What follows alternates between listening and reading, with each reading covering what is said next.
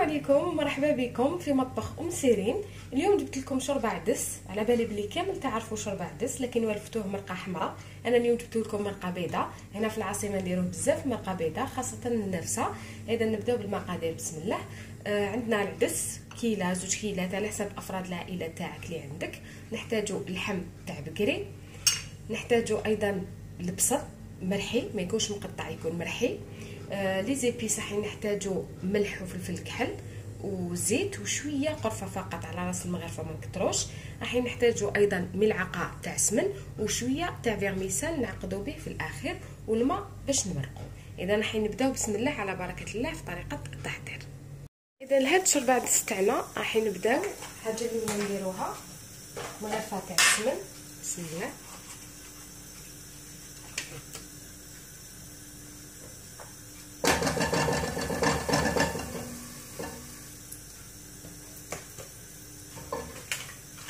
نزيدو نديرو معاها مغرفه تاع الزيت بسم الله.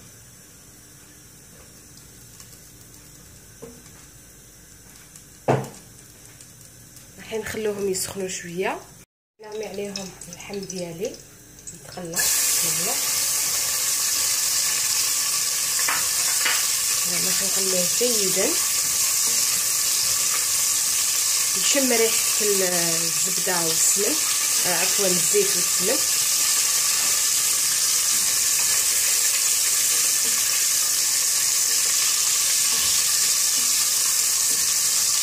نعملوا عليه البصل، بصل مرحي ماشي مقطع.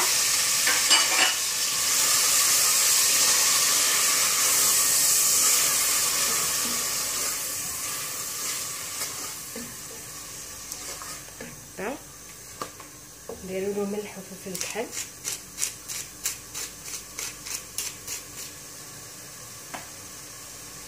فلفل اسود، خلوه يتقلى شويه يعني البصل مع اللحم تاعنا. نزيدو نديرو على راس الملعقه فقط طرفه، ما نكتروش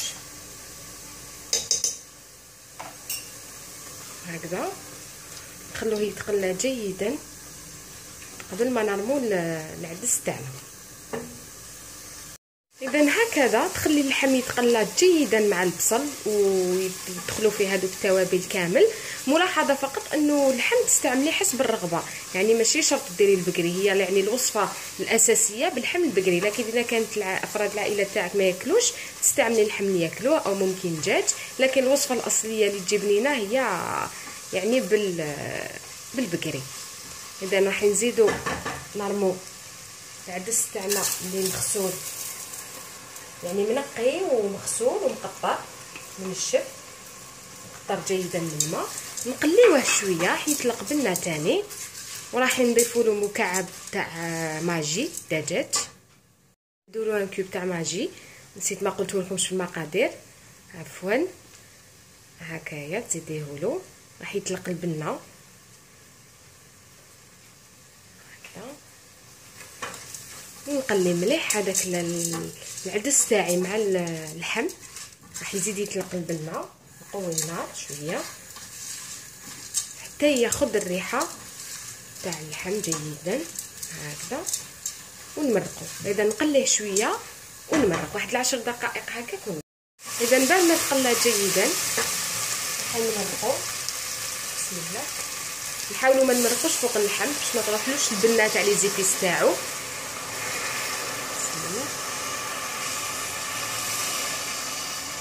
يعني دائما كي نمرقو ما نمرقوش فوق اللحم باش ما تروحلوش البنه. اذا تمرقيت تغطيه مليح العدس تاعك، وراح تغلقي عليه لا كوكوت. انا نطيبو في لا كوكوت يعني في طنجره الضغط، لانه علاش يطيب بسرعه ويطيب كيما نقولوا حنا زبده، يجي يذوب، ماشي كيما طيبيه في القدره راح تشد اليد وما يجيكش، يعني يقع توجور شويه يطول لك باش يطيب لك. لكن في قدر تاع في طنجره الضغط عفوا راح يطيب لك بسرعه ويجي يذوب. اذا ندير الماء عبالكم باش ما يشربليش. هدايا راح نغلق عليها ونفقدها، يعني غير تبدا تدور للطنجره تاعي راح نحسب لها هكا كونفيرون تاع 15 مينوت ولا 20 مينوت ونحلها نشوف الا محتاجه ما ولا لا ونعاود ندير لكم فيما بعد ان شاء الله. اذا هكذا بعد 20 دقيقه حليت لاكوكوط تاعي، زدتها مازال شويه ما طابتش، زدت لها شويه تاع الماء لانه ستو نشف، وزدت خليته 10 دقائق واحد اخرين. درك راني حليتها لقيتو طاب، زدت مرقته شويه على قسما يعني باش تجي لاصوب تاعي ما تجيش يعني ثقيله، خاصه اني دوك راح نزيد لها الفيرميسال. اذا كي تغلي هكذايا راح نرمو الفيرميسال. بسم الله. قيس فنيجل ماشي بزاف، كل واحد على حسب الكميه اللي دايره. انا درت كميه قليله تما ندير فنيجل فقط هكذا. 10 دقائق نخليه يغلي، 10 دقائق يطيب الفيرميسال ونطفيه ونوريه لكم ان شاء الله في صحن التقديم. اذا هاي ليك شربات على العدس تاعي مرق ابيض راهي واجده. اذا تكون بهذا الشكل. خليت الفيرميسال 10 دقائق على نار متوسطه وطفيت عليه.